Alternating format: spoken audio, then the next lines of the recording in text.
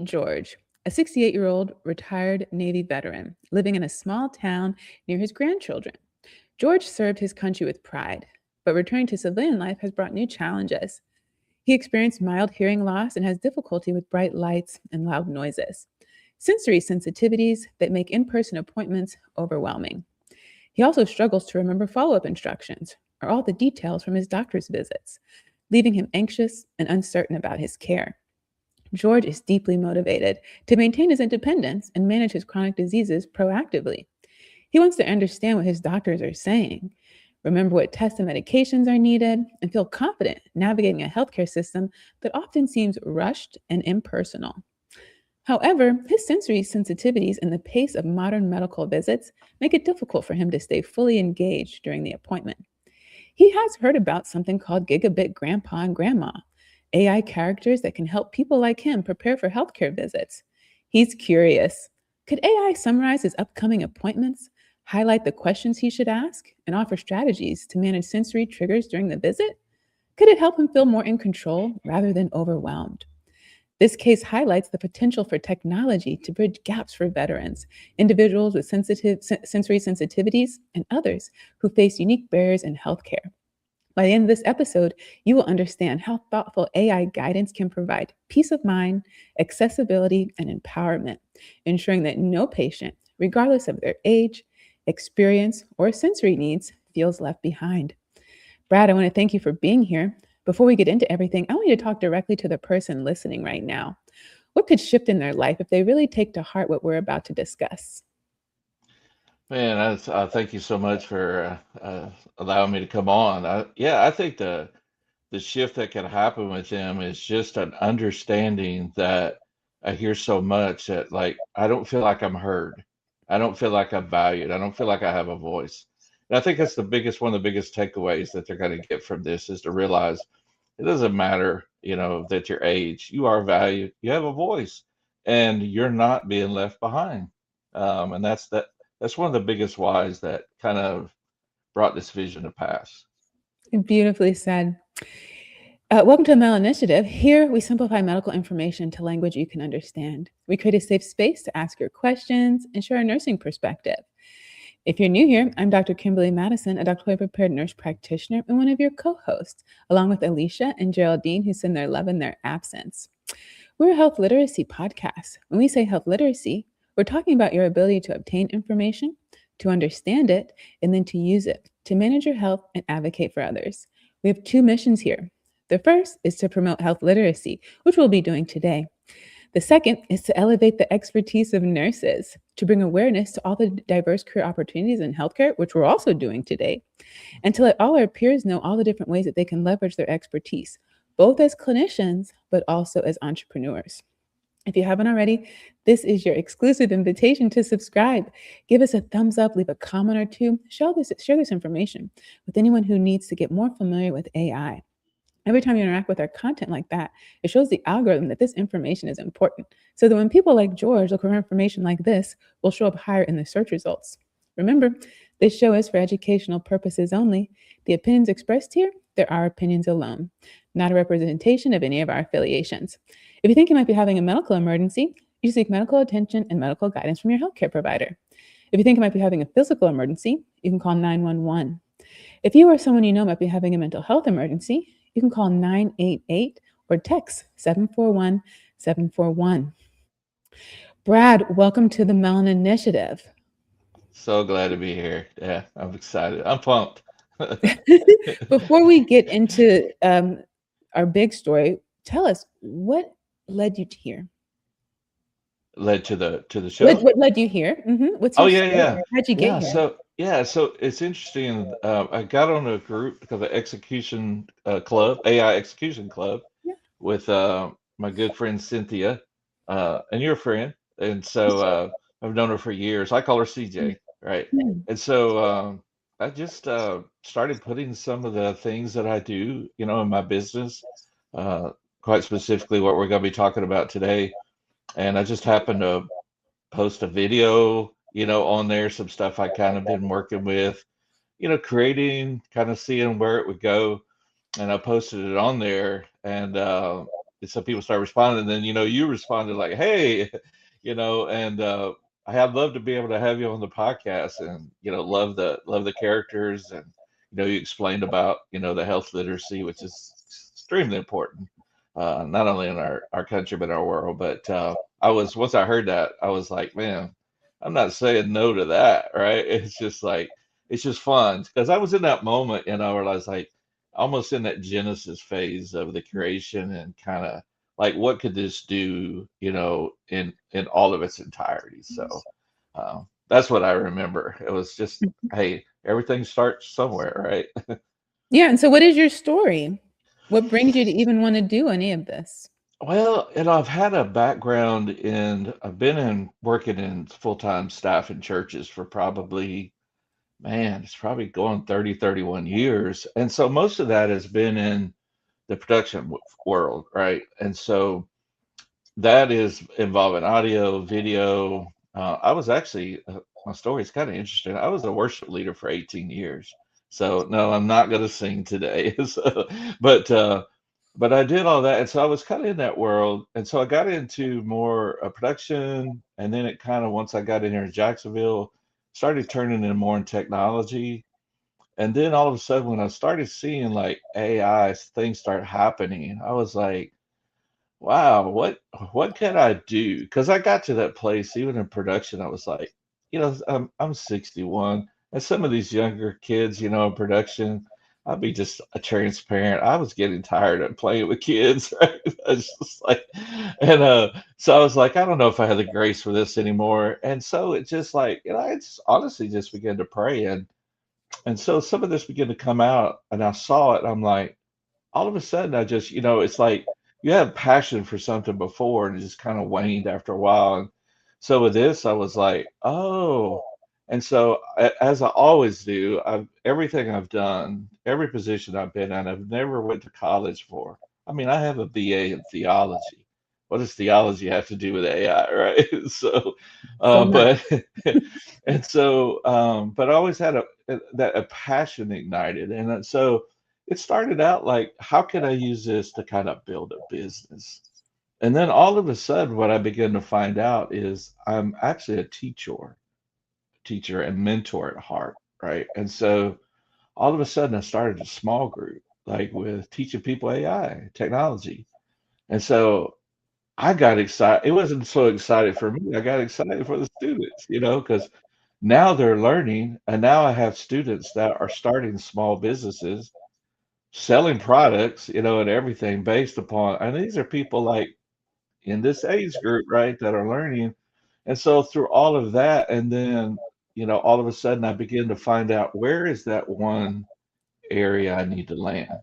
And most of my experience had been in video. So I'm like, well, I know video. And so I just began to work through some of that. And then so everything just kind of lined up. And quite frankly, it's taken probably 15, 16 months to kind of really narrow this down. And now I'm just like, I'm excited. It's hard for me to contain. I'm super excited about this, but not only just excited to do this, but I always have a heart. I want to help people. I want to educate people. And a lot of that comes from, I mean, I'm a pastor at heart, so a lot of that comes from that too. I get it. But to me, seeing people like energized again, like feel like, hey, I can actually do this. In fact, my star student, she's like, when I started this, I had no idea how to do this. She said, now I'm getting paid to build graphics and websites. And I'm like, she come and told me that in a parking lot. And I'm like, yeah. Because some things we think, I'll finish wrap this up. But one of the things I think is we go into something think it's going to be one thing, and then it turns into the thing that it's supposed to be. Yep. And I feel like that's the space that I'm in right now. So I might get a little emotional. I'm very passionate about this. So I it's love cool. it. We were talking about passion, that we Yeah. only gain that passion because of the trials that we go through. Mhm. And that's palpable. And the people you're here to serve, they're going to feel that. They're going to feel Right. that authenticity. They're going to be drawn to you. And whatever mission God wants you to do through them and with them, you're going to be able to do it because now you have those tools in your pocket. You Yeah. picked them up. You picked them up during their journey. Yeah, I did. Whether I wanted to or not. No. Yeah, like I was telling you, I just did an interview with Dr. Michelle D. Clark, and we were talking about the same thing. We say these prayers. We want God to make us more patient, less judgmental. We want to help people. Give me what I need to help people. God says, Yeah. okay, I Yeah. can do that. I can do you one better. And we wanted Right. to just wake up and have all this wisdom, but it just doesn't happen that way. You have to No. go through some things, and sometimes those things come with pain and lonely nights and discouragement. But on the Yeah. other side of that is a bridge and Yeah. hope and faith. And you help someone see that they're not alone, and then there is a reason to hold on till tomorrow. There is a Yeah. reason to try one more time. There is a reason to ask for help. And Yeah. so your passion is more than welcome here. You're actually our first pastor, our second minister, because my mom was on this show talking about her journey with breast cancer. And I Yeah. love that you're here. My favorite age segment is older adults. You all are the fastest growing age segment in our country. And I think maybe right now, 2026, certainly by 2030, 1 in every 5 people will be over the age of 65. And Right. so if you are looking to build a business and an audience to serve, there's one.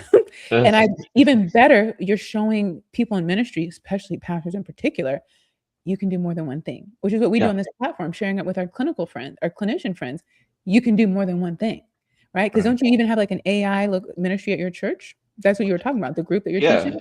Yeah. So actually, when they actually had me take on as a technology director, we didn't have a technology department. Right. Technology director at the church. Come on Yeah. now, look at So, that. and I was like, wait, what?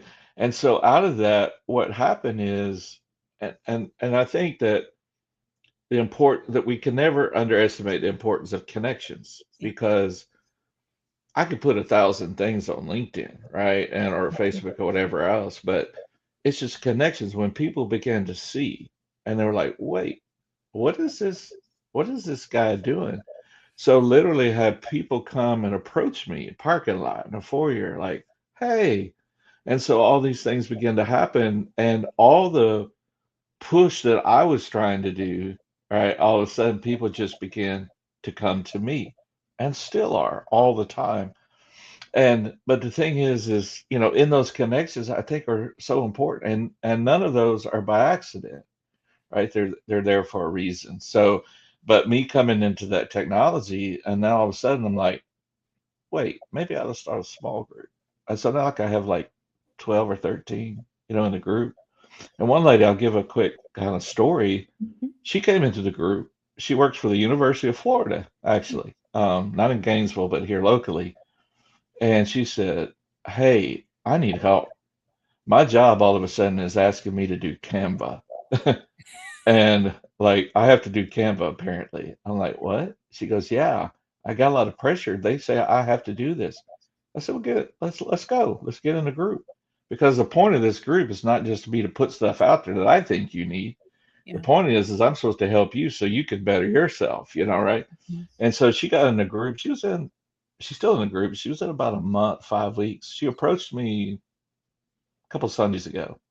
She walked up. She said, Brad, you saved my job. I'm Mm. like, what? She said, they're coming to me now. Am I going to some kind of online school for Canva? So she's creating all this stuff, right? And so I was like, man, I am so proud of you. She said, no, I'm not kidding. I was shining up my resume, right? And Mm. so, um, but I think that, kind of like you were saying about this age group, like I'm in that, trajectory, right? And so, I see it. And so one of the things that really gets my attention, and the reason I'm so passionate about it is because there's there's that group of people. Like people say I'm in kind of the fall season of my life, Mhm. and I push back on that and say I'm maybe late summer. I'm not in the fall yet. And, but seeing that, where I see people like you had mentioned earlier about, not hope and not having hope and different things, is these people at whatever levels, whatever age. I mean, I have a 85-year-old mom, right? And bless her heart, she don't even have a real phone. She's got on them little flip, things. And I watched and see how she struggles, right? And I'm seeing a little bit of decline, and I'm like, Mom, you need to learn a few things. I'm not asking you to be a AI guru, you Mhm. know, but I think the one thing that we have to always be mindful of is it should be innate within us to help people. And if you like see, like you're saying, this 1 in 5 group of people, are you just gonna leave them out? Mhm. Or are you gonna let them just fend for yourself? And that applies to a lot of things, with the health things. Like I know, I mean, I'm 61 and I forgot to take my meds this morning. Mhm. Maybe I need to get back on one of your podcasts. No, but being mindful of that, but being able to use those tools because people don't want to sit there lonely, not Mhm. empowered. That's not a nature within us. And Yeah. and I watched it how even with my mom and my stepdad, they get to and my in-laws, how my father-in-law was a pastor pretty much all of his life till he got to the point he couldn't even go to church. And I watched how that affected him, you Mhm. know. And I'm like, that's not good. We got to do better. We got to be better. So, Yeah, and speaking of that community that you talk about, so important, and you mentioned her. I also want to take a moment to give flowers to Cynthia Respert. She's here in Houston with me because of that yeah, community that she created. She's an AI strategist, corporate trainer, and the founder of AI Build Her Academy. She's on yeah. a mission to simplify artificial intelligence for disruptors like Brad, who champion accessible, equitable tech. With nearly 30 years of experience, including being a Perplexity AI Business Fellow and a Goldman Sachs 1 Million Black Women alum, she created the AI Execution Club where me and Brad met to help us stop us from collecting AI tools and start executing on them. She Yeah, teaches that progress comes from action plus intention plus execution. And she is the reason that we're here. And I know about her because of Black AI Literacy Week, which changed my life. yeah. It Awesome. literally changed my life. So before we get into a little bit deeper into like the back of it, first I do want to mention before I forget, one of the other reasons I really love you being on this show is because when we talk about tech, when we talk about AI, the first thing people will tell me is they're not techie, and they hand it off to their teenager, their adolescents, or their grandchild.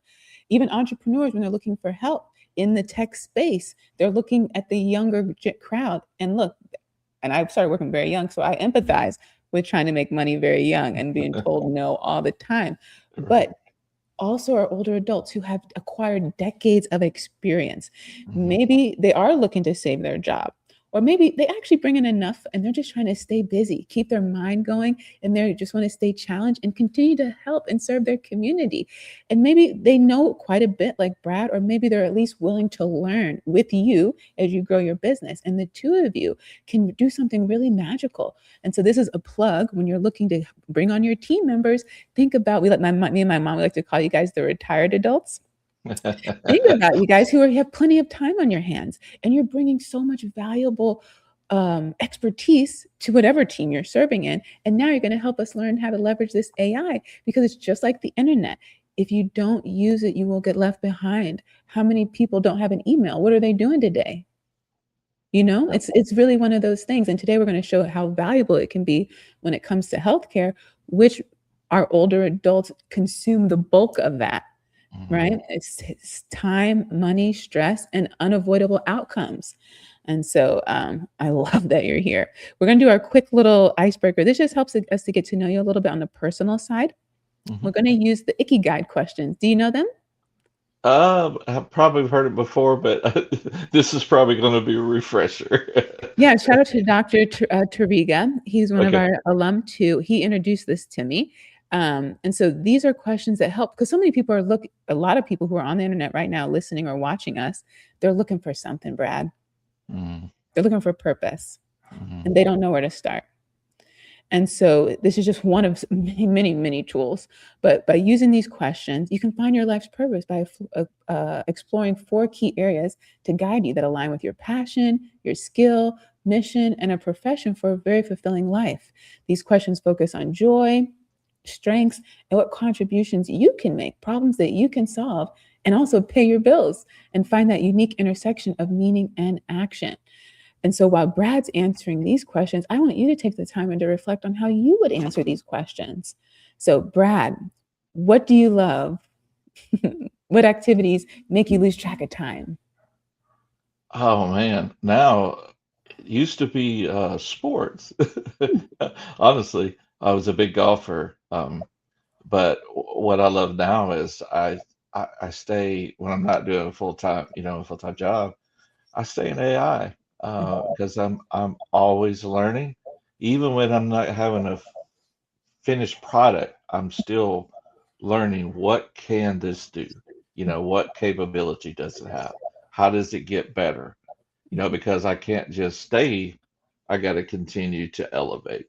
And so that's what I enjoy doing. I mean, I enjoy, one of the things that's kind of interesting, not techie, is my oldest daughter got I think it was 7 months ago, got a mini, what is it? Mini golden doodle, or not a golden, but it's just a mini doodle, whatever, labradoodle. Sorry, that's what it is. So she's amazing. She's like talk about bringing joy. She brings joy to our lives. So she's still a little puppy, but it's been a lot of fun. But yeah, those are in my family. I'm a very family oriented person, so I always have been. So that brings a lot of fun, to me. But right now, my fun is just every new AI thing I can learn. I'm like a kid outside, or somebody shopping out or outside standing in line at the Lego store or something like what's new, what's going to happen, right? So that's kind of where I'm at. And what are you good at? What skills come easily to you? Um, I really skills wise, obviously video skills, I come just natural. I can do. I base. I believe that as I'm building and working on stuff, always been a systems guy. My dad was a systems analyst, so I believe that you should have systems before content. I think sometimes people get that backwards, and so they build content, but they don't have the systems to support it. So that's really one of my strong. I mean, basically if you want to give me a title in this space, I'm basically an AI video content architect. So I design the systems, I design where it's easier, and so those are really some strong skill sets, in this. So I have a lot of proficiency in a lot of audio video tools, obviously. So but that's what the strengths are at. So this one is, what does the world need? What problems in your community or the world make you angry or passionate? Oh man. Um, I tell you what, I mean, even Jackson, live in Jacksonville, um, it's disheartening sometimes, and it does make me upset about some of the way things are done. And it's kind of a interesting dynamic because my family, we moved here from Tennessee, where we're in a church. It's about a 6,000 member church, right? But it's predominantly African American, right? I'm on staff there, right? And so it's that. But one of the things that's still, um, I mean, obviously it's an issue on both sides, but it just really is disheartening at times, as you see, because I'm doing pastoral care now. It's kind of my more of my full role, and sometimes it's disheartening. And I don't know if I can say it's passion or angry at times, but I'm like, we wear these certain glasses like all the time, and we have perceptions. It's things that we don't know. Like I know that I was born in Texas. I'm born in Texas in the 60s, lived there in the 70s. They didn't teach things in Texas that they should be teaching, right? I mean, just quite frankly, I knew George Washington Carver, right? The guy who invented peanut butter. That's it. And I'm just being honest and Yeah. transparent. It's the reality of where we are. I don't know why we don't like to talk about it, but it's just there. But it's really disheartening to see that if that we are still in an age where we can't at times approach one another Mm. and have preconceived notions about what people think about us. And we're still there, right? We're just still there. And I feel like the reason I'm passionate and I push so hard with it is because if you haven't even, or I haven't given you the chance to really know who I am, you don't know me. You don't really know me. Um, and so, but I think it's still really, people think, I might say, well, we need world peace. Well, yeah, we do need that too. But in our country, in our world, but especially I think in our country, our pastor mentioned one day, he said, when it talks about the Bible that nation shall rise against nation, he honestly said from the stage, he said, I think that's a race war. And when he said that, I was like, I heard him, but I was like, it honestly grieved my heart. I'm like, why? Why? So, um, and I could live in Jacksonville or anywhere. I'm still gonna feel that way, right? And so my family, I pulled my daughters out of a certain classroom, when they heard nonsense, that they shouldn't have heard. Mm. And now I don't have to worry about it. If something off is said to them, Mhm. somebody gonna need angels to protect them from that one, right? And so I know that it may have sounded a little odd, but I really am inside of me. I'm very passionate about that. Like to, but the whole thing behind that is what can I do? I'm Yeah. not looking for everybody else to change my world. What can I do? You Mm. know, and not everybody's gonna like me. I get it, you know. But as long as I stay real and stay authentic, I don't have to prove myself. I just had to be who I am. So And we love hopefully, you for that. hopefully for all that made sense. It did, and I really appreciate your authenticity. And to me, it signals that you feel safe here, and we really appreciate that. That's awesome. Um, and the truth is, if everybody likes what you're doing the wrong thing. Exactly. Well, I must be doing really bad now.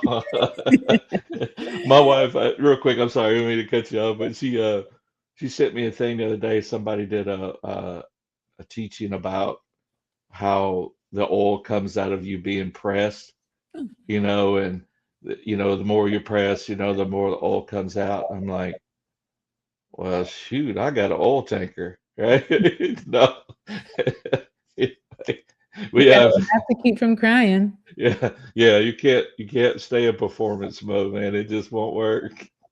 And shout out to your wife. You told me that the two of you just celebrated over 40 years of marriage. Yep, Congratulations. yep, That is no absolutely. small thing. No, no, she deserves the car, trust me. So, Our last question, this is what you can get paid for. What service okay. or products could you provide that people would pay for? Uh, oh, Basically, essentially, what I do in just a very narrow form is I do AI video content creation, and that's more so for consultants and coaches, as small, medium-sized business owners. And so my products that I serve is I offer them the ability because coaches, consultants, and people, CEOs don't have time to shoot video all the time.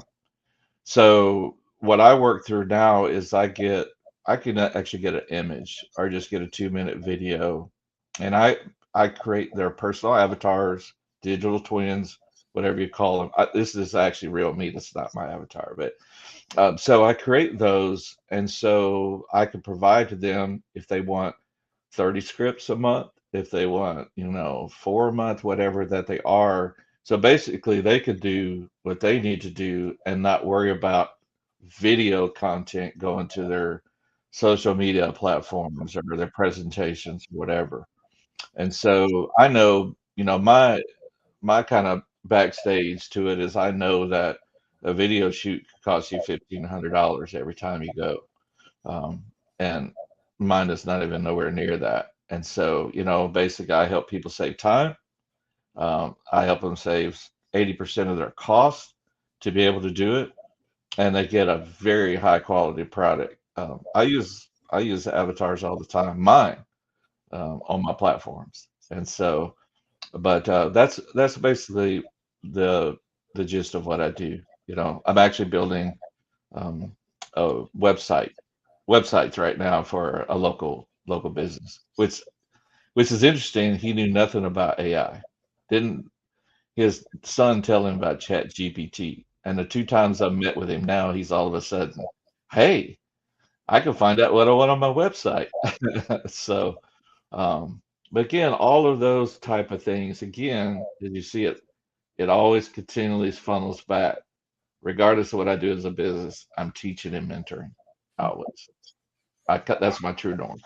If you smoke and you want to quit, first we want you to know that quitting nicotine is one of the hardest things a person can do. Not because you lack willpower, because nicotine physically rewires the brain.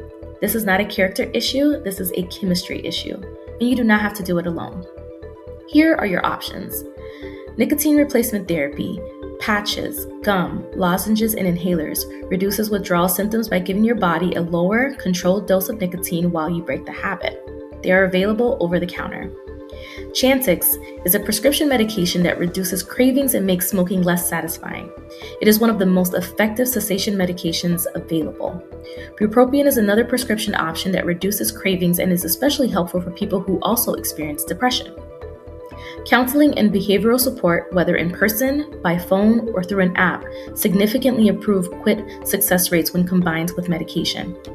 Call 1-800-QUIT NOW for free telephone counseling. Visit smokefree.gov for free apps and text support. And talk to your care team about which option is right for you. Quitting is possible, support is available, and you deserve both. This message is brought to you by the Melanin Initiative podcast, where we simplify health information so you can advocate for yourself and for the people you love. Find us on Apple and Spotify. Thank you so much. So now that we've gotten to know you, let's go back to George, our veteran who wants to be independent, but he feels overwhelmed by the noise and speed of modern healthcare. I want to bring in the mind behind the solution. You describe yourself. What is that title you gave yourself? An AI? AI video content architect. That's a mouthful, right? Yeah, because you looked at this digital divide and you realized that for our older adults, it wasn't just about not having a smartphone. That was a whole conversation too, and still a conversation. It was about not having a translator for the new world that we're living in right now. It's not coming, it's been here. Right. And you created Gigabit grandpa and grandma, not just as tools, but as companions to help bridge that gap. Let's start with your design choice. You didn't just create a medical search bar or a sterile app. You created personalities, a grandma and a grandpa. Why was it so important to wrap this advanced technology in a persona of older, relatable characters? Yeah, I think it kind of generated into that when I first started because once you see the Gigabit grandpa and grandma, you'll see they look a lot like my wife and I, right? And so, but I didn't want just a sterile, like I said, person or, just something very generic because, people say, to reach this type of audience, you should do it this way. And I'm like, why don't I just give it? And I was very specific, with the characters. I was like, I want the grandpa to be sarcastic and witty. That's me. I've been told that. Looks a little bit like me. He probably looks better, but I want the grandma to be Southern and sassy. And that's my wife. She's from North Carolina. She's from the mountains of North Carolina, so I call her Mountain Girl. Mhm. She has a great outlook on things. She's always that one of, well, let's look at the other side, right? And so I wanted to create those personas of that, make it very real, very genuine. And when people see it and they know us, they're like, wait, y'all are the gigabits. And I'm like, exactly. So, but from that to be able to people to understand, but I think the biggest part of it is whether you are into technology and especially what you deal with in the medical field, people don't understand jargon.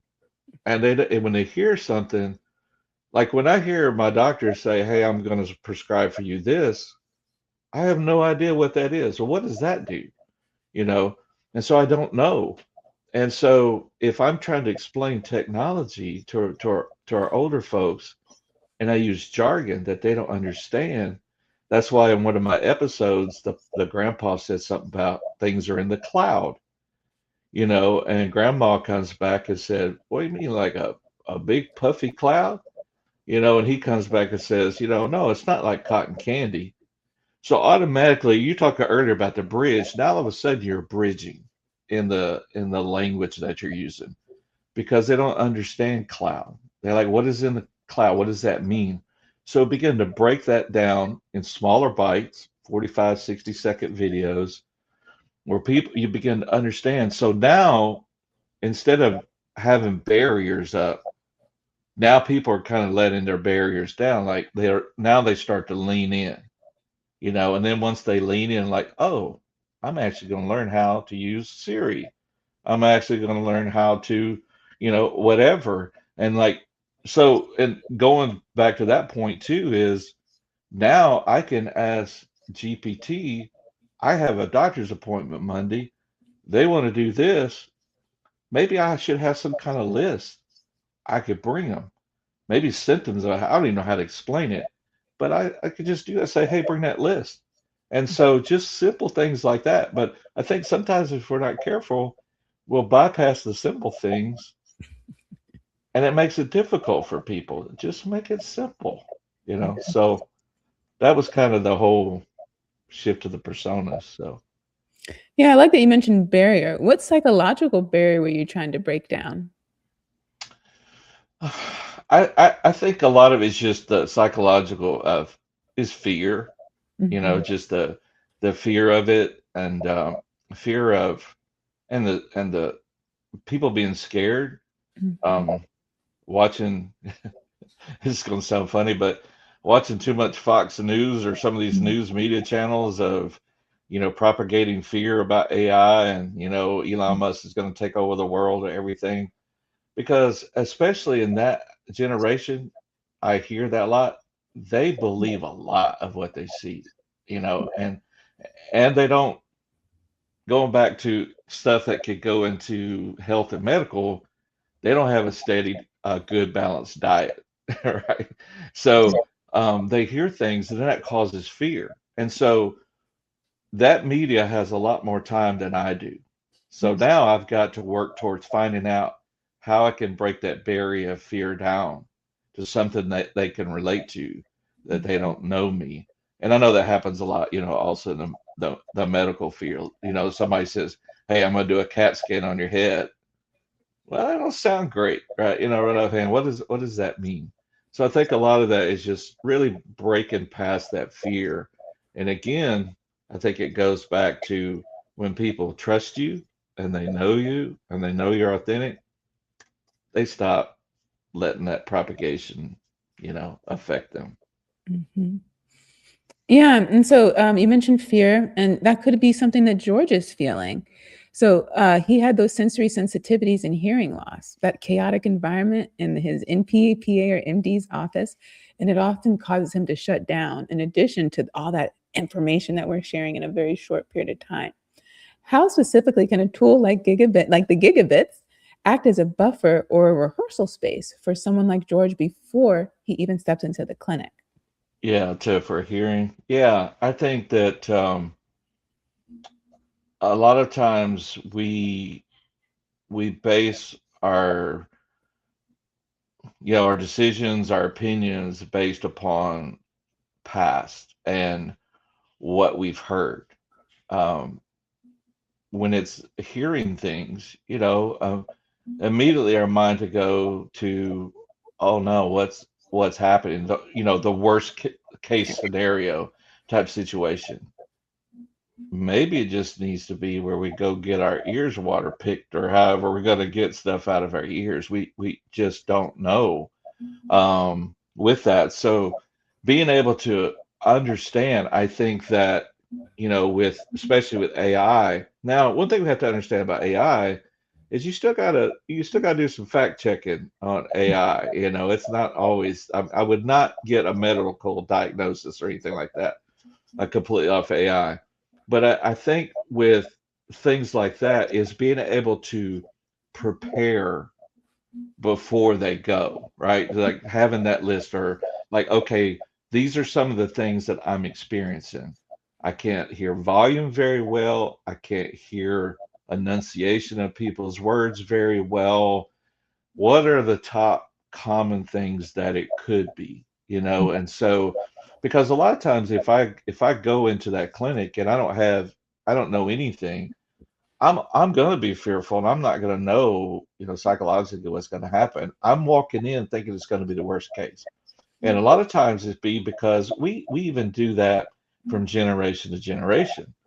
You know, we'll hear our mom or whatever say, well, you know, your dad was like that, or you're like, well, just because dad was like that don't mean you're like that. You know, my mom tells me all the time, you know, your dad's side of the family had heart issues all through the heart, you know, their lives, and you got to watch it.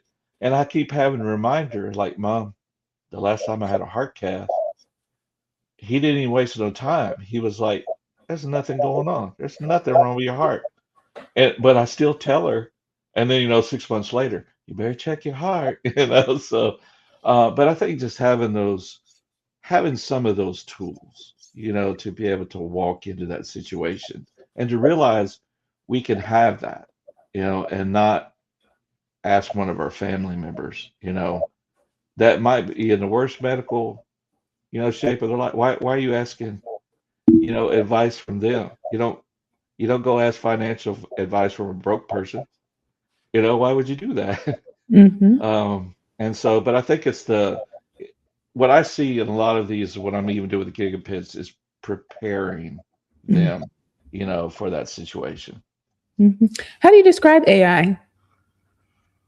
Oh, I mean, of course, you know, you say it's artificial intelligence, but honestly, I think AI is a tool to enhance.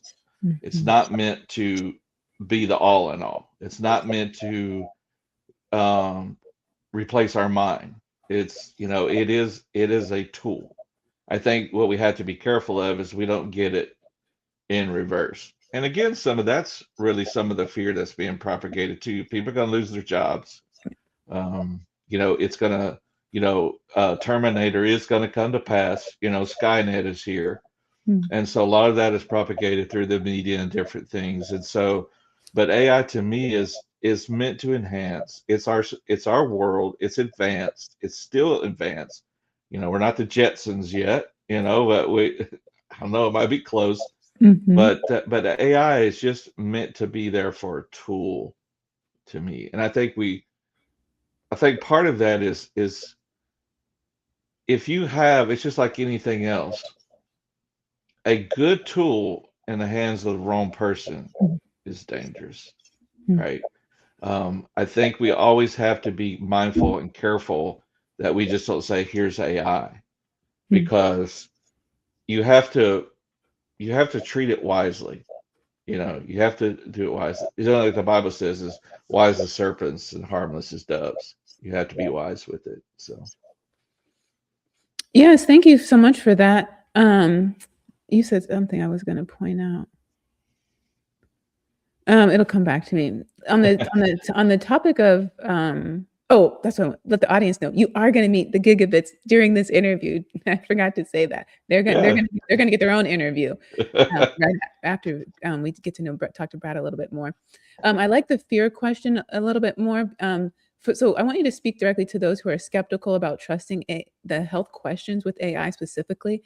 How have you trained or prompted these characters to ensure that they stay safe and they don't give dangerous medical advice? Yeah. So when I'm preparing the scripts for, you know, what I'm doing, I'm very careful. I never like, okay, you know, because in the AI prompting is always king of what you do is what you prompt and you know, what you're giving it context, your audience, and the different things that you're doing. But I never like what it spits out and outputs to me the first time, I don't take that as, gospel, as what it needs to be.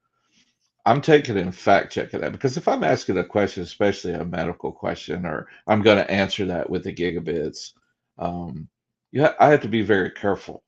So I take that, and again, there's more than one tool to use an AI, right? So Chat GPT is very good, general based, but anything that comes to more in depth, and I want statistics, I want like factual resources, I would go to another one like Perplexity or Claude, because I'm always checking it against.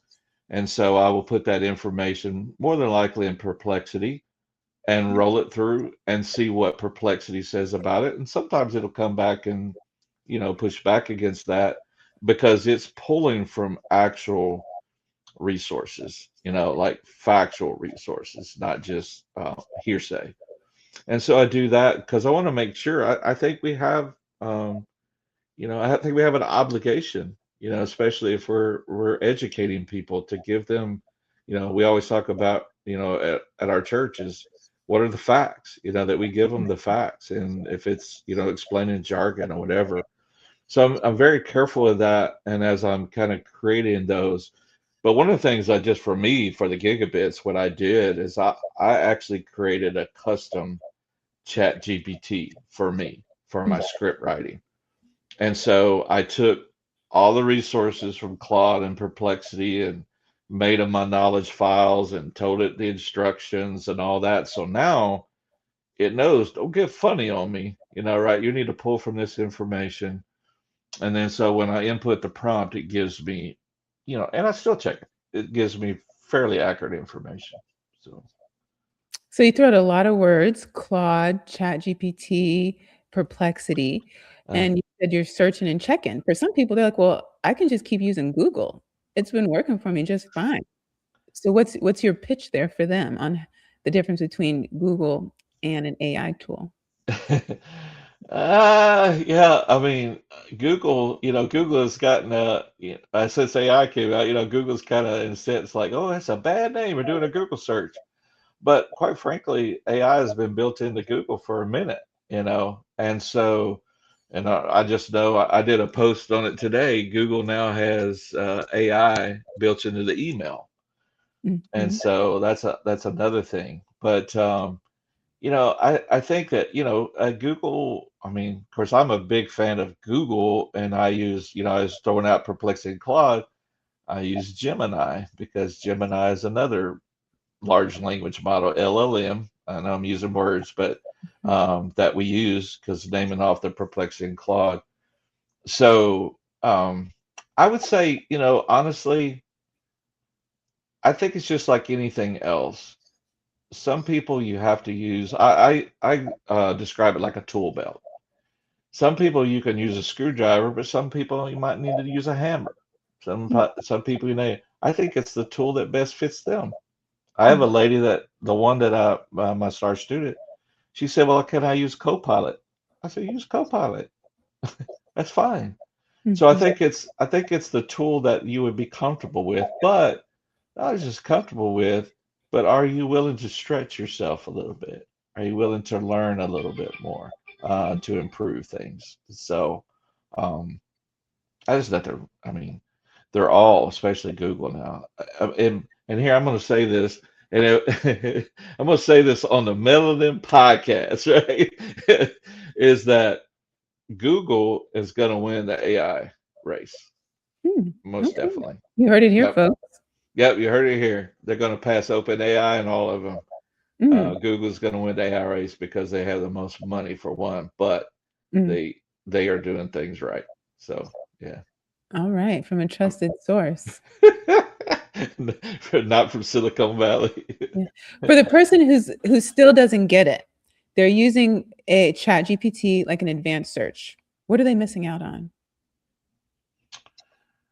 Uh, with I think with just using Chat GPT, what they're missing out on, again, I think, is you're going to have a group of people that are going to be a little, as far as more education wise, not necessarily their level of education, but they're passionate about not just having generalities. They want to go deeper, right?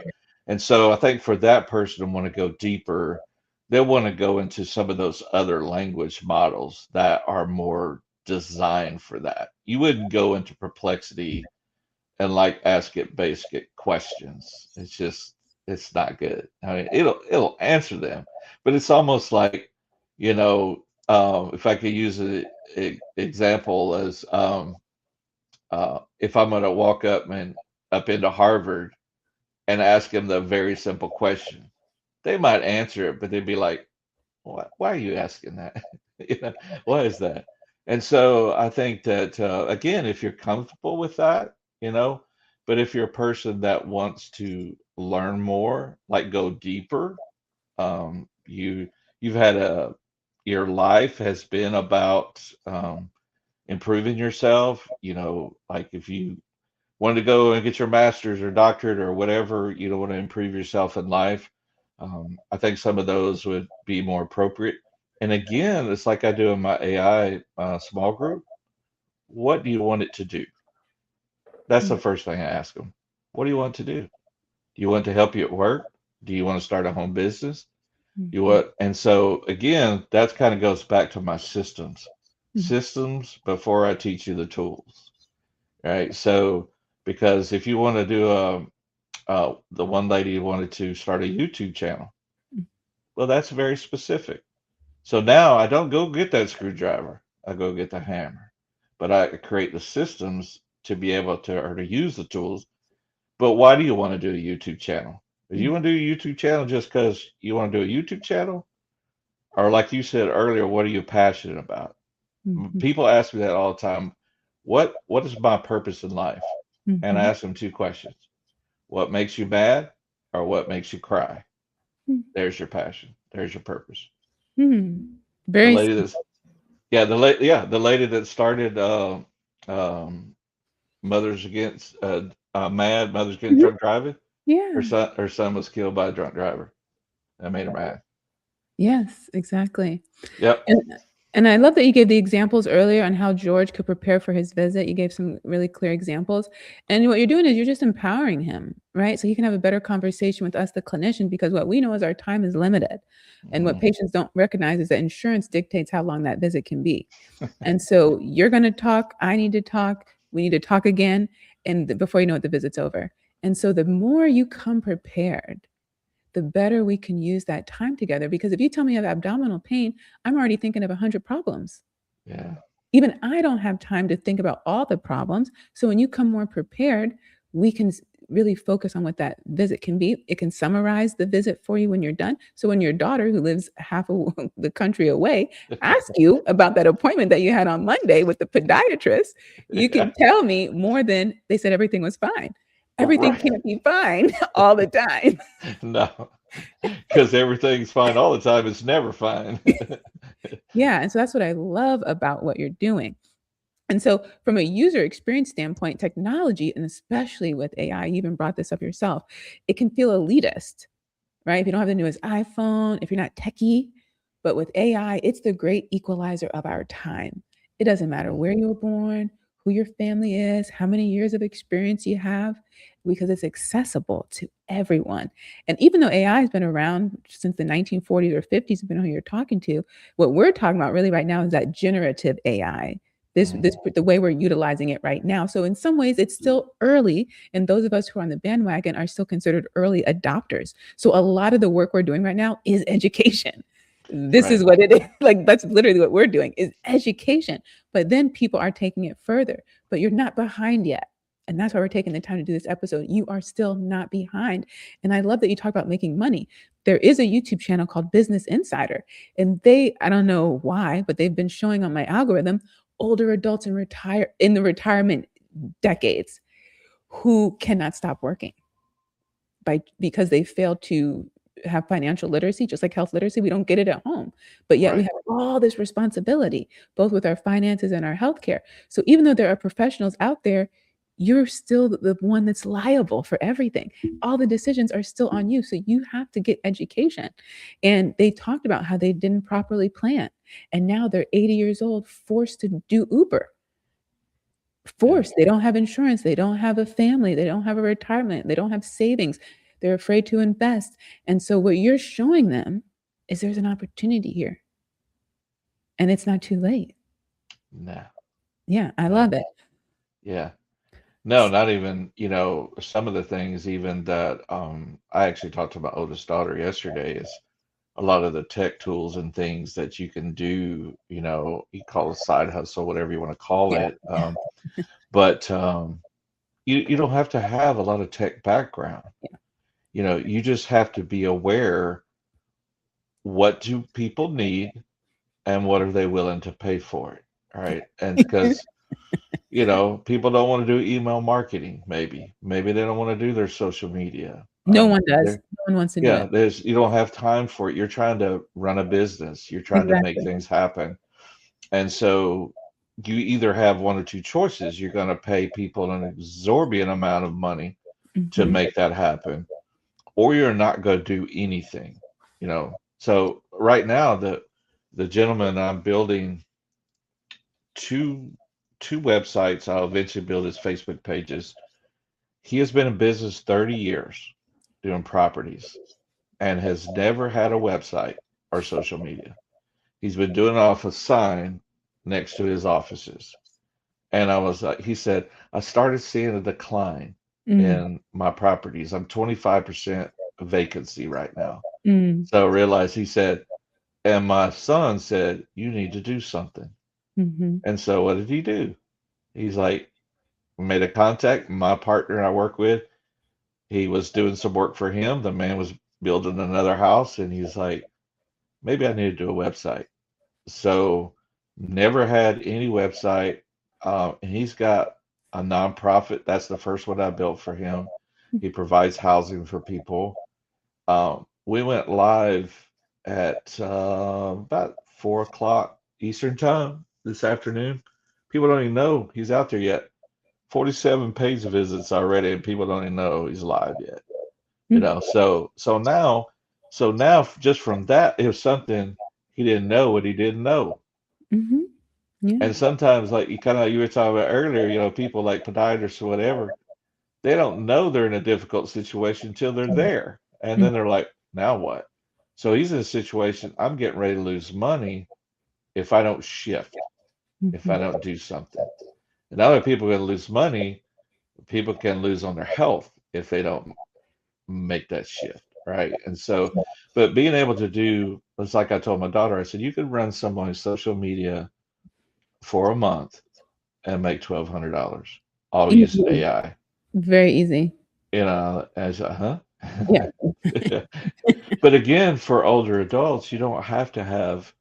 But again, it's not only that, and this is where I help bring the bridge. If you're not comfortable there yet, let me get you there, Mhm, because my goal is to get you there. mhm. So where, like you were saying, they don't have 80 and Ubering and all this stuff. You could do this stuff from home, and Yep. I could teach you how to get there, so you don't have to worry about it. And then you just start, and now you're comfortable. Now a lot of the weight is off of your shoulders, and you don't have to worry about it. So, because even again, going back, if you talk about health, I thought it was interesting. You told me something I didn't know, like the insurance dictates how long, and I'm like, Oh, yeah. no wonder my primary is in and out. No, it's like, but all those things. And so, but again, like you were talking about, like abdominal pain, Mm. wouldn't it be great to know if AI can help some of these people? What kind of pain? Is it sharp? Is it Yes. dull?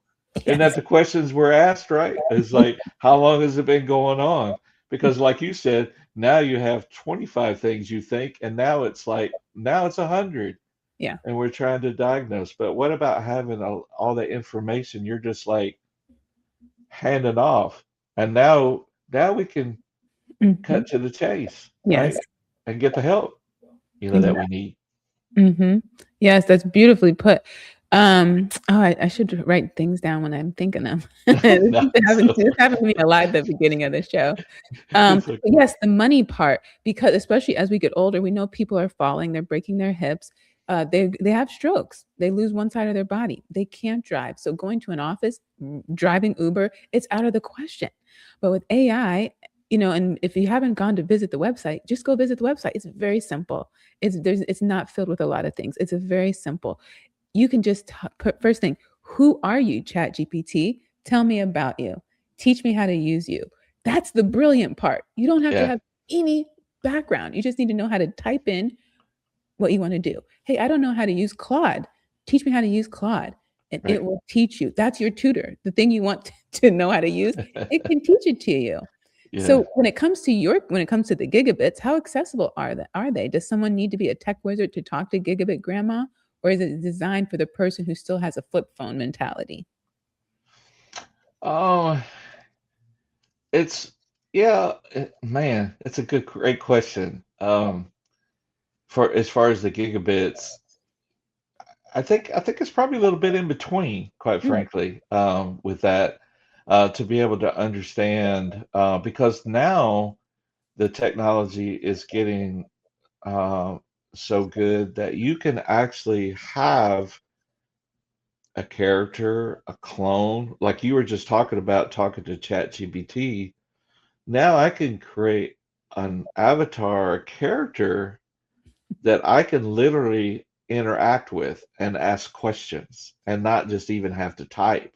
Now I don't yeah. even have to do that. Now I could just go on my laptop, and it's a interactive Mhm. avatar, right? That's built based upon all this vast knowledge that these quantum computers have to be able to ask it. And now I can literally just interact with it.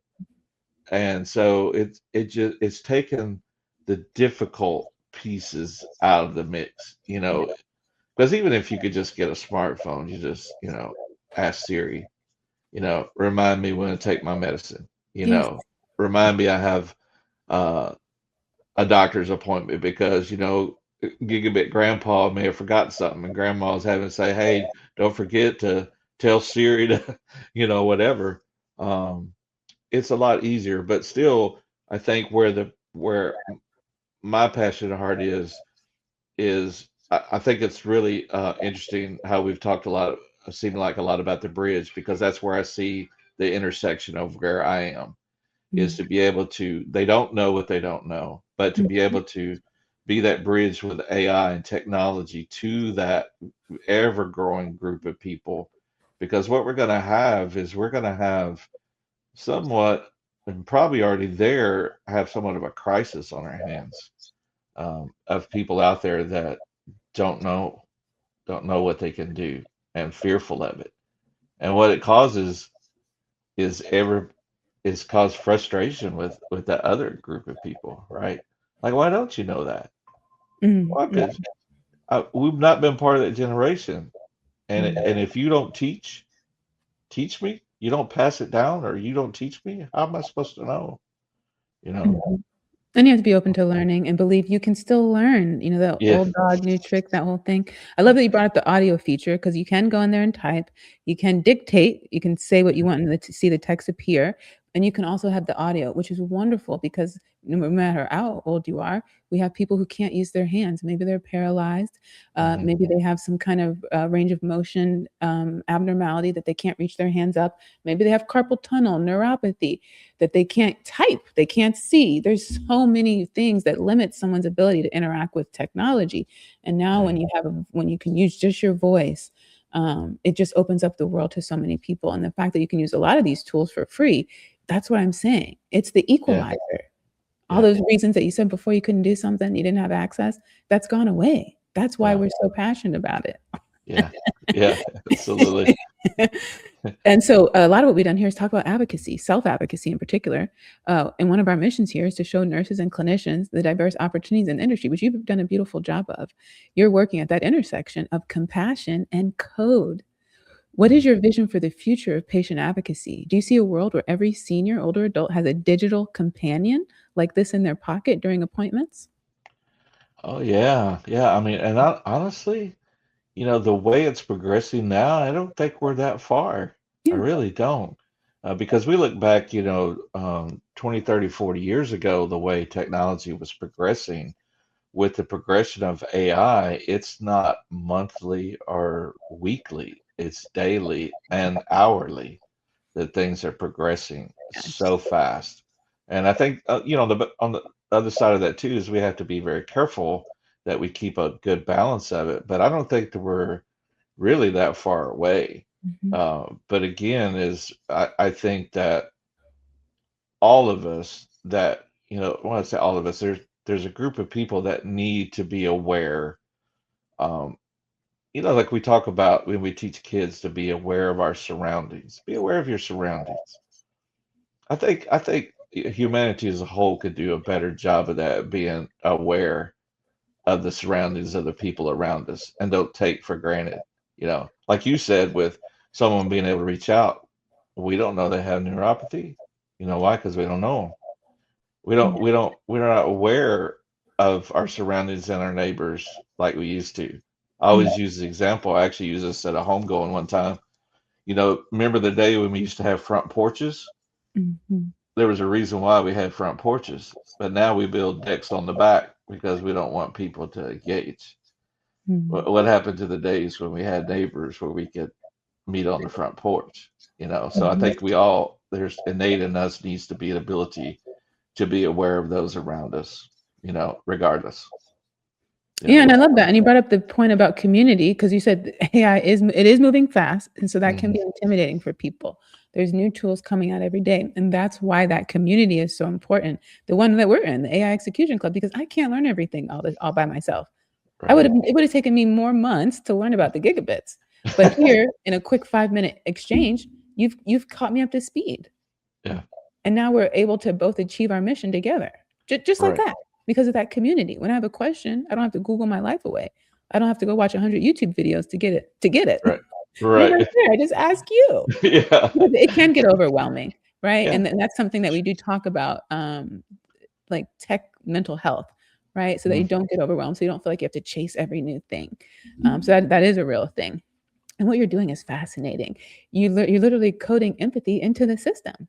Yeah. So before we switch gears and actually meet Gigabit and Grandma and Grandpa, where can our listeners and viewers go to access these tools for themselves and their parents?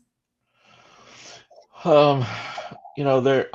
Yeah, I hate to say go to Google and find them, but there's the resources that I use. As far as obviously ChatGPT, um, Gemini is some of those as well. As far as, I mean, I use very specific tools, obviously, as I'm creating video content, what I'm doing. Are you kind of referring to some of that or just general overall tools for AI? Kind of what you're doing. People Okay. they've fallen in love with you the last hour. They like your demeanor. They feel like they can trust you, that you're going to understand where they're coming from, and they want to follow up with you. Yeah, yeah. So, quite frankly, probably the quickest way to do it, whatever language model that you want to use, you could just put in there, say, I want to do a research about video content tools. What are the top 5, top 10, whatever tools that are out there right now? I'm using most of them. I can name a few. HeyGen, Hmm. um, that I'm using quite a bit. I use 11 Labs for my audio. I clone. You can clone your audio. That's a whole nother discussion about being careful with that. Hmm. Um, I use a lot of them. I use Google for, it's called Nano Banana Pro, that I create my images. The images are fantastic. So it's all a process, basically, what I'm doing. And, I explain that in my training and teaching is I have a system where I created the gigabits, and then I animated them. I told them in fact, I was just working on some new stuff today. It's fabulous. You got to see it.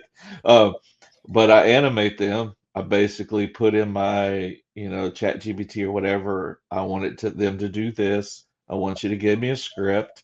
It'll give me a script, a video script. It'll give me the timestamps. It'll give me what the voiceover needs to be.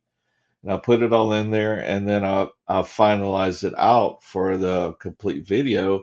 and I use a program called Google Gemini VO3, um, which is a great video generator. And so again, back to systems before tools and content, I always ask, what are you wanting to do? You want to do shorts for YouTube, TikToks, Instagram? You want to do more cinematic, all these different things because all of them require different processing tool. And usually I don't make it complicated. I did the AI execution. What do they call that? It was a little, Oh, what they just did. yeah, we just did, and I was a speaker on it. I saw that. Yeah, and so Like a basically, hackathon or something, yeah, right? hackathon, Yeah. exactly. Yeah, and so I basically taught them how I use HeyGen to take, from the image where I created the image, how I put it in HeyGen, how I gave it the voice, and so how they could build their own avatar. And people were actually during the hackathon while I was teaching, building their own avatars, changing the script a little bit, changing what it said. And CJ come back and said, well, that was simple. Like it is. Yeah. And just think about you could create an avatar for someone and it'll charge them $1,500. You talk about older people. My process it's not, those saying rocket surgery. It's Mhm. not. It's not that difficult. These people can do it. And so, but those are, I mean, I have, quite a few tools. I've actually honestly taken the tools I had and narrowed them down because I've narrowed down the niche of what I do. And so, but all that information is, available. I have all that, I just gave you a little bit of what it is. And so if someone wants to work with you or have their parents work with you, they just go to your website? Yeah. So my website is 5-star solutions jax, which that's JAX.com. And so it has all the information on there. And of course, they can see me on LinkedIn. I'm on LinkedIn as Patrick Williams. I'm on Facebook. I have a Facebook page that I have, and then I have 4 to 5 separate YouTube channels. Hmm. And then I have a Facebook page for the Gigabit Grandpa, a YouTube for the Gigabit Grandpa and Grandma. And then I also have a AI Seniors over 50 YouTube channel, which basically is not the characters, but it's just straightforward teaching. So Mm. those are the best ways to reach me. And you did bring up an important point. We might have to bring you back because the videos are phenomenal. And when I did Black AI Literacy Week and created an app for the first time in my whole life in 1 hour, my Yep. mind was blown. Yeah. It was a whole new world just opened up for me. But there's some of what's being created is so good that Yeah. it can dupe our older adults who are not educated and who do not know how to tell the difference. And actually, I just talked to a son the other day. I was seeing his mom. She was my patient. And I asked him, did he know about it? Now, he's probably around my age. And he said, oh, no, I don't know anything about that. I said, then you know what? You're not able to help your mom. Yeah. She's going to see a video. She's going to hear your voice. And she's going to think it's you. Right. And you can't even help her distinguish the difference because you haven't taken the time to learn. Yeah. It's that Yeah. simple, Yeah. that it's a real thing right now. And also, before we go and talk to the gigabits, Yeah. let's just talk about cost real quick because that's a real thing as we get older.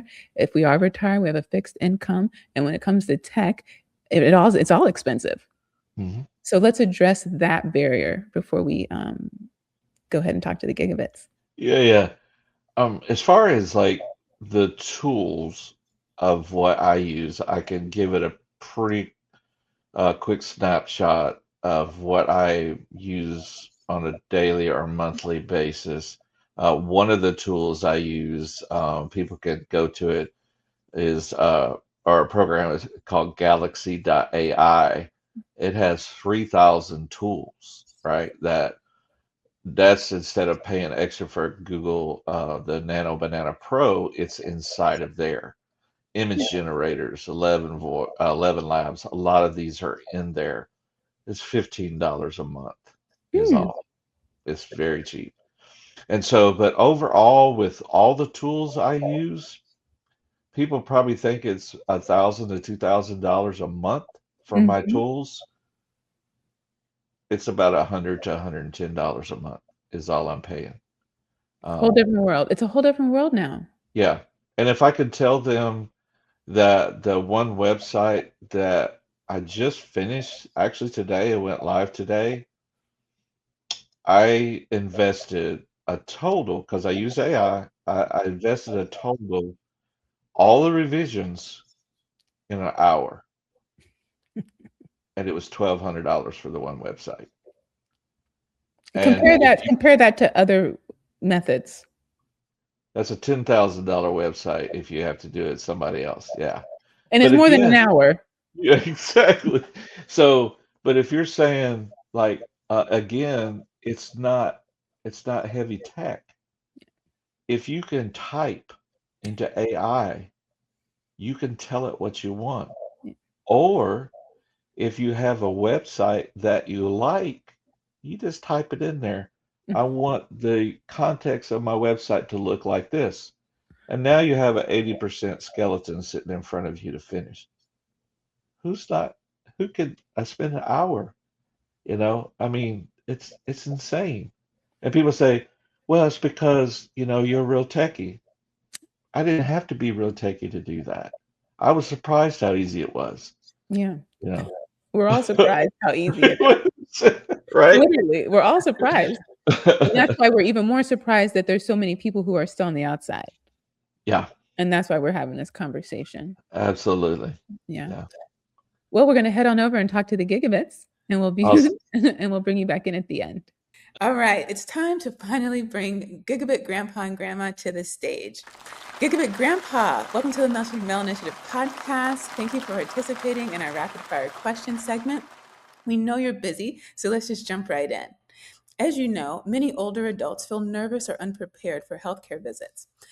Based on your experience, how can AI help someone like George plan their questions, remember their medications, stay focused, ask the right questions, and not get overwhelmed? Hey, thanks for inviting me to the show. I had to put on my best clothes for this one.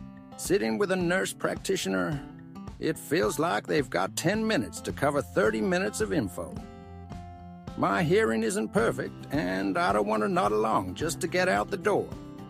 That's where AI steps in.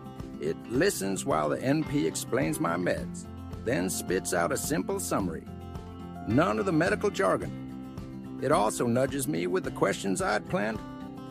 What side effects should I watch for? Or which test matters most this month? Instead of walking out second-guessing what was said, I leave with a clean checklist on my phone. That makes me feel like I'm running the show, not playing catch-up.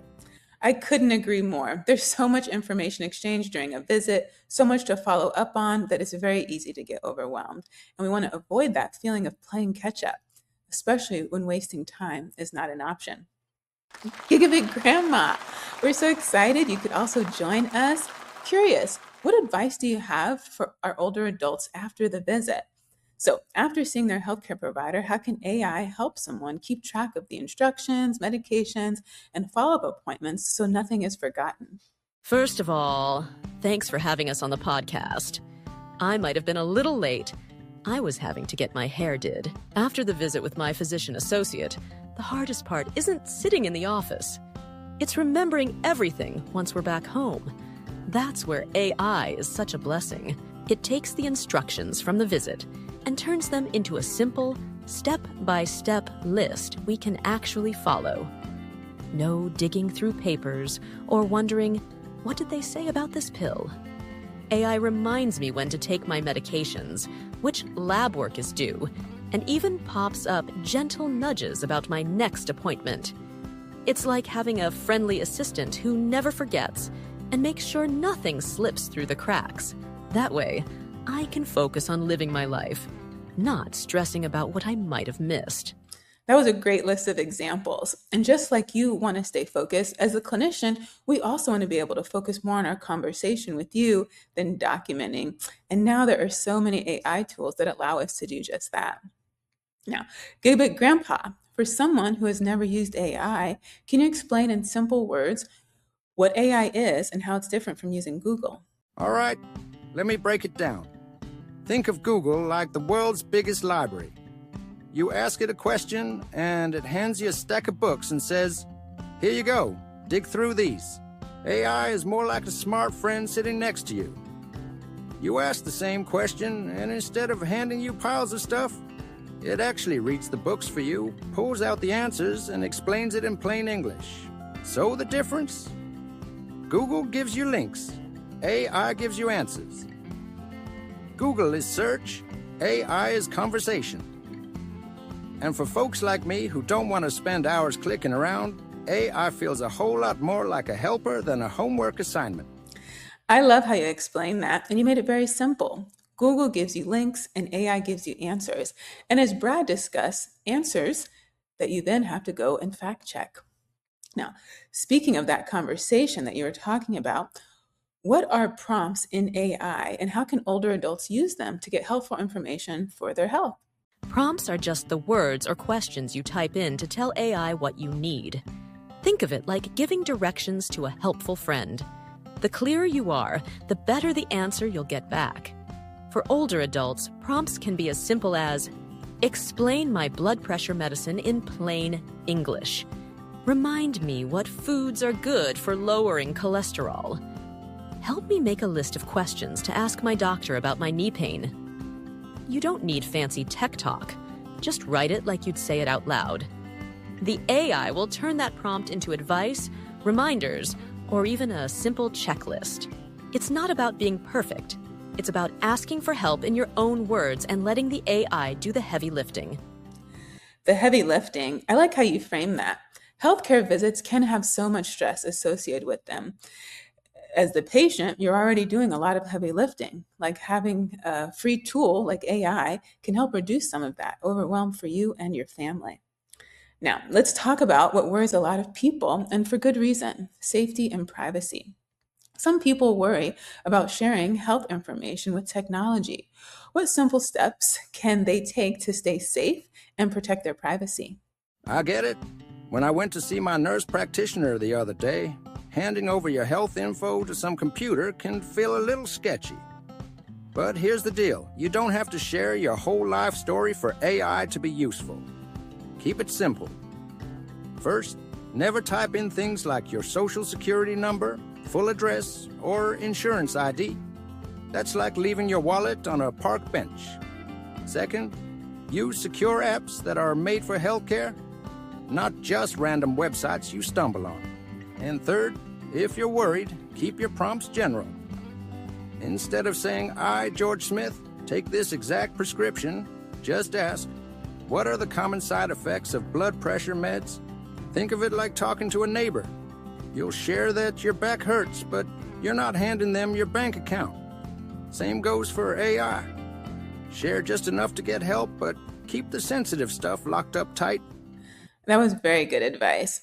When you say secure apps, you're talking about HIPAA, which stands for the Health Insurance Portability and Accountability Act. It is a federal law that was passed in 1996, designed to protect sensitive patient medical and personal health information from being disclosed without the patient consent. That means using AI to discuss patient information without your permission. And for our healthcare providers who are watching and using or considering using AI, even if you're a student, actually, when you're handling patient health information, you want to look for tools that are HIPAA compliant and designed to protect patient data. You should also get their consent. It is mandatory to keeping the public safe and keeping your license. Now, Gigabit Grandma, how can AI help older adults feel in control of their health instead of nervous or unsure about using technology? Sweet friends, I know a lot of you worry about sharing your health information with technology. And that's a good instinct. Our health is personal, and we want to protect it. But here's the encouraging part. You don't have to share everything for AI to be helpful. Think of it like baking a pie. You give the recipe the basics: flour, sugar, apples. But you don't have to hand over grandma's secret spice blend. With AI, it's the same. You can ask, "What are common side effects of blood pressure medicine?" You never have to type your full name, social security number, or insurance ID. Here are 3 simple steps I follow myself. Don't share private details like your address or ID numbers. Use apps and tools that are made for healthcare and have good reputations. Keep your questions general, enough to get clear answers without giving away more than you need. AI can be a gentle helper, reminding you about medications, summarizing instructions, even explaining medical terms in plain English. As long as you're wise about what you share, you can feel safe and supported. Remember, your privacy matters, and you can use AI to make life easier without giving up your peace of mind. While we're offering education to empower our viewers, we want to make sure that they do that in a way that is safe, and you've made it easy by sharing those 3 simple steps. Gigabit Grandpa, how can AI tools help people who have trouble hearing, seeing, or dealing with bright lights or loud sounds like George? Now, this one hits close to home. A lot of us, myself included, don't hear as sharp as we used to. Or those bright lights and loud noises can make doctor visits feel like a rock concert we didn't buy tickets for. That's where AI can really step up. If your hearing isn't great, I can transcribe what the doctor or nurse practitioner is saying in real time, so you can read along instead of guessing what you missed. If your eyesight gives you trouble, the same I can read those instructions back out loud, slow, and steady. No squinting at fine print on a pamphlet. For those of us who get overwhelmed by too much noise or light, I can help us ahead of time. It can suggest calming strategies, remind us to bring sunglasses or headphones, and break down the visit afterward into a checklist. Bottom line, AI doesn't just save time, it gives us back control. Instead of feeling rushed, confused, or overloaded, we walk out with confidence knowing we've got a helper that remembers everything for us. Thank you for sharing that and for being so transparent about your own sensory changes. Now, this question is for you, Gigabit Grandma. If someone has trouble using AI at first, what help or resources are available so they can keep learning and using it well? I know for many of us, the thought of using new technology, especially something called AI, can feel a little intimidating. It's easy to think, what if I press the wrong button? Or, what if it's too complicated? But here's the truth. AI can actually make us feel more confident, not less. Think of AI as a patient helper who never gets tired of our questions. You can ask it, explain my new medicine in plain English, or remind me of the steps my doctor gave me, and it won't roll its eyes or rush you along. It just calmly gives you the answers you need in words you understand. AI can also turn a long, confusing doctor's visit into a simple checklist. When to take your pills, which test is next, and when to come back. That way, you're not relying on memory alone. And here's the best part. You don't have to know all the techie stuff. You just talk to it in your own words, the same way you'd ask a friend or neighbor. That's how AI helps us feel in charge of our health. Steady, prepared, and never left in the dark. That's exactly what we aim to do here. Take complex medical information and explain it in simple terms. You did just that. We don't want our patients to feel left in the dark either, because ultimately, they are the ones managing their health. That means taking their medications, choosing the right foods to eat, making that appointment with their therapist, cutting back on smoking. Our health is our responsibility, and AI can help us keep track of everything. Now, as we get close to wrapping up, can you give us a simple example from George's story where AI made a real difference before, during, and after a healthcare visit, showing that it helps people stay connected with their healthcare team? Let me share a little story about George. Last month, he had an appointment with his physician associate about adjusting his blood pressure medicine. Now, George gets a bit anxious in those bright exam rooms, and sometimes he doesn't catch every detail. Before the visit, AI helped him write down 3 important questions. What are the side effects? When should I take it? And how will we know if it's working? That list gave him confidence walking in. During the visit, while the physician associate explained things quickly, AI quietly captured the instructions. Later, When George couldn't remember the medical terms, the AI explained them back in plain English, slowly and clearly. And after the visit, AI reminded him to pick up the prescription, take it at the right time each day, and schedule a follow-up check-in. It even gave him a gentle nudge to jot down how he was feeling so he could share that at his next appointment. For George, AI wasn't just a gadget. It was like having a calm, steady partner in the room. It made sure he left that visit feeling connected to his healthcare team, not lost or left behind. Now, Gigabit Grandpa, any closing thoughts for our audience? Well, first of all, I have to lead with a shameful plug. There's always 5-Star Solutions Jacks that can provide great resources. Let's cut through it. Nobody's born knowing how to use AI. If you get stuck, here's what you do. First, most of these apps have help buttons, FAQs, or short videos built right in. Don't skip them. They're there for a reason. Second, YouTube is like the world's free classroom. You type in the tool's name and your question. Boom, someone's already made a tutorial. Third, ask your people, a grandkid, a friend at church, even your neighbor who's always tinkering with gadgets. They'll usually be glad to give you a quick walkthrough. And here's my favorite, just keep pressing buttons. Seriously, you're not gonna break it. Try a simple question, see what it does, then try again. Remember, the help is out there. The learning curve isn't as steep as you think, and the more you play with it, the faster you'll feel like you're driving, not riding shotgun. Thank you both for sharing your time and talent, for participating in our rapid fire questions, and helping us celebrate Older Adult Awareness Month, a new tradition that we plan to continue every year. Now, I'm going to get back over to my interview with Brad. Well, that was a lot of fun. Before we sign out, remind the people how they can connect with you. Yeah, probably the first place is just reach out to me at my website, which is 5starsolutionsjacks.com. And you can reach out to me if you want to learn how I built that website. I can show you. And I'm also very heavy on LinkedIn. You can look up Patrick Williams. I'm on there. And so I do a lot of my posts, has a lot of my information, what I do, some of the images and things that I do, I all created in AI. And so then the other thing is I have my Facebook also. That I have a profile. Then I have a page. They can reach out to me there. I'm doing the same thing because LinkedIn and Facebook are different personalities.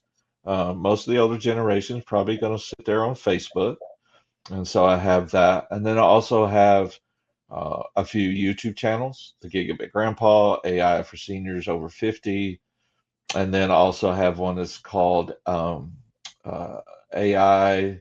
I can't remember. I just changed the name of it, but it's 5-Star AI that I did, and that has a lot more just short reels, shorts on there, just quick information, quick bites that people can look at. So those are the best ways to get in touch with me. Me and you, we're focused on the AI part, but there's people who've been listening and watching this whole time, and they're just focused on you.